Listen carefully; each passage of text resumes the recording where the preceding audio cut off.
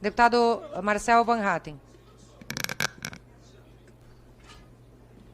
Senhora presidente, vem acompanhando aqui os debates, é sofrido ouvir, sinceramente, diante das vítimas do 8 de janeiro, a esquerda, os petistas, deputados e deputadas, é sofrido ouvir tanta insensibilidade. Está aqui a esposa do Clezão, Dona Jane, suas filhas, Késia, Ana Luísa. Está aqui também a esposa do Jorginho, que segue preso, Clezão morto na Papuda, Jorginho segue preso, sofrendo, inclusive, mentalmente com isso.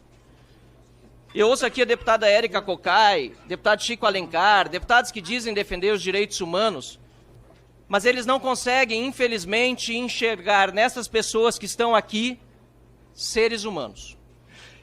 Eu percebo que eles não conseguem olhar nos olhos da Jane, não conseguem olhar nos olhos da Ana Luísa, da Késia e dos demais familiares, porque eles só conseguem ver ali bolsonaristas. A esquerda não enxerga nessas pessoas seres humanos. Só merece direito humano quem é de esquerda. De preferência, quem é baderneiro, quem quebra tudo, quem é bandido. Como Lula, chefe maior que subiu a rampa e que justamente deu no brasileiro de bem, honesto, cristão, a maior revolta que podia ter de ver o líder maior da nação subir a rampa do Palácio do Planalto. Não foi por acaso que aconteceu o 8 de janeiro com todos os seus excessos, inclusive, sim, com todas as depredações que precisam individualmente ser averiguadas. É impressionante como ele tenta apelar para a sensibilidade dos parlamentares e mostra ali a esposa e o filho desse Clezão. Se esse Clezão não tivesse ido lá depredar tudo, quebrar tudo, participado da invasão dos 3 poderes ali, pessoal, talvez não teria tido seu estado de saúde piorado ali, porque ele sabia que não poderia ficar preso, não, ele sabia que depende ali de remédios controlados e até o processo judicial ali avançar a ponto dele poder receber essa ajuda é demorado. No Brasil tudo é demorado. E daí o cidadão, agora o Marcel Van Hatten, tenta se utilizar desse caso para sensibilizar os parlamentares para votarem a favor dessa anistia. Tá de brincadeira, né? Mas o ministro Alexandre de Moraes,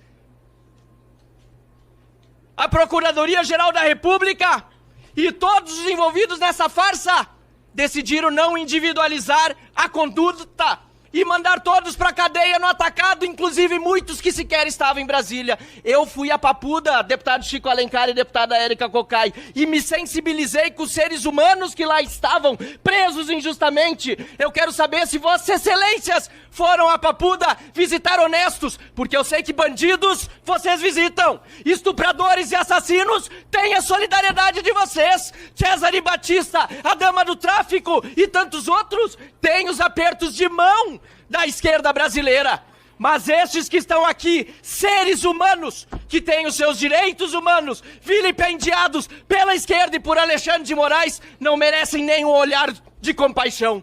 Por isso, contra a retirada de pauta, senhora presidente, e que se vote logo uma anistia, que nem deveria ter esse nome, porque crime nenhum esses seres humanos cometeram. Obrigado, senhora presidente. O que deveria existir entre os senhores parlamentares e senhoras parlamentares era o respeito naqueles que defendem uma tese ou defendem outra tese. E não essa gritaria desenfreada que os ouvidos são surdos para ouvir o contra-argumento. Isso aqui não é um terreiro de briga de galo, não. Até porque eu respeito muito aqueles deputados ou as deputadas que votaram no ex-presidente. Eu respeito muito. A deputada Bia Kicis sabe disso quando presidiu essa sessão.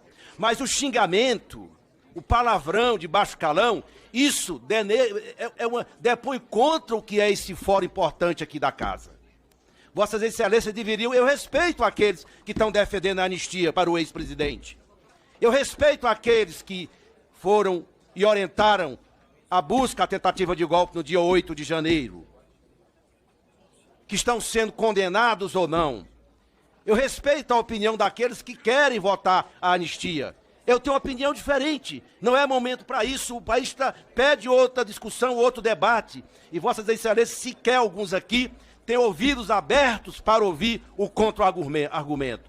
Vossa Excelência, a presidenta disse bem, Todo mundo aqui vem demandado pelo povo, todo mundo aqui foi eleito, independente da configuração ideológica ou não.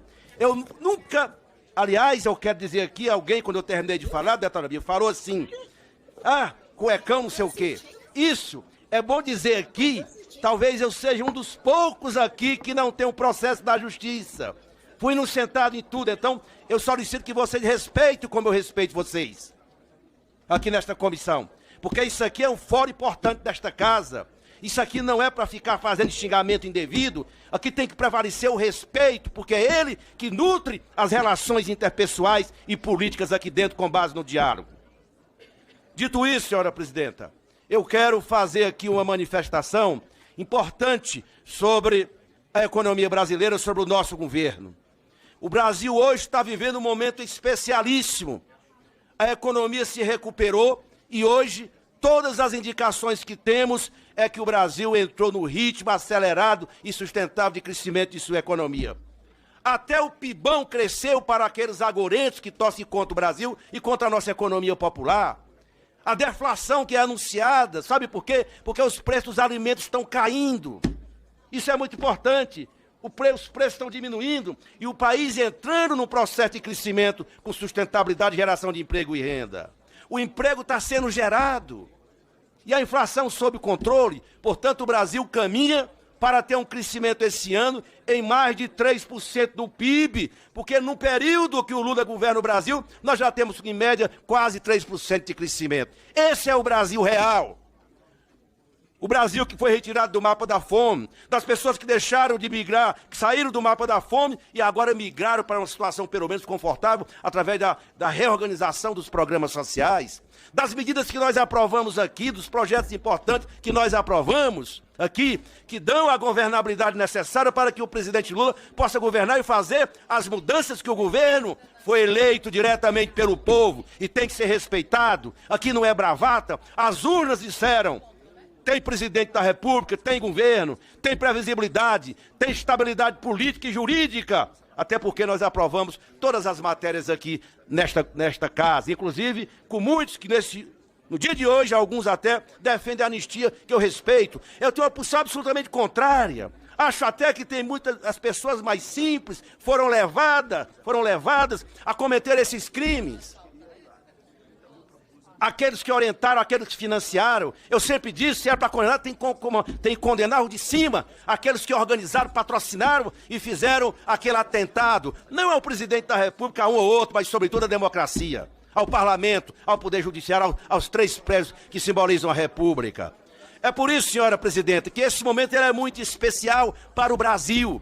O Brasil está vivendo outro momento, o investimento externo chegando, a economia se acelerando. E eu não tenho dúvida que nós vamos chegar no final do ano com a economia estabilizada. Aí sim, nós podemos ter, nesses 4 primeiros anos do governo do presidente Lula, uma média de crescimento em mais de 3,5%. Esse é que é o Brasil real. É o Brasil da economia popular. É o Brasil do combate à fome, do salário mínimo. O salário esse ano veio no pilô para cá, vai aumentar quase R$100, recuperando, portanto, o poder de compra da classe trabalhadora brasileira. É isso que está fazendo o Brasil girar, a economia girar e as oportunidades estão surgindo nesse momento tão importante que o Brasil está vivendo. Essa discussão deveria, presidente, ser feita em outro momento e não agora, porque ela dilacera. Nós estamos num período eleitoral. Nós não estamos aqui discutindo que é preto, que é branco, não. Nós estamos dizendo o seguinte, não é momento para discutir uma matéria desse tamanho. Vossas Excelências poderiam discutir conosco, vamos discutir isso depois da eleição, e não agora. E uma comissão convocada com pauta única para discutir esse assunto. Isso não é razoável para o parlamento. Respeitando aqueles que têm sua opinião, porque eu entendo também que nós não podemos dar anistia àqueles que atentam contra a democracia. Muitos já foram presos na época da ditadura militar por lutar pela democracia. A democracia é uma cláusula pétrea. Ninguém pode agredi-la, ninguém pode ameaçá-la como alguns tentam fazer. É por isso que esse momento ele é forte aqui dentro. Esta comissão não deveria fazer essa votação hoje. Por isso que nós estamos nos insurgindo e evitando que essa comissão, em apenas uma sessão, anistie. Ninguém sabe qual o alcance disso ou ela pretende o quê. Nós não podemos, nós temos que ter compromisso com a República e com a democracia. É por isso que eu quero fazer essa manifestação em nome do governo. Um apelo aos meus colegas parlamentares. Vamos deixar essa votação para depois, até para estabelecermos daqui para frente uma convivência minimamente razoável entre nós e não fazer da nossa relação uma praça de xingamentos aqui dentro da CCJ. Isso é inaceitável. É por isso, presidenta, que essa minha manifestação é um apelo que faço aos partidos da base. Pode até ter alguém na base que concorde, mas não é momento para a gente discutir isso. Eu apelo para que na próxima votação a gente consiga estabelecer aqui nesta comissão aquilo que é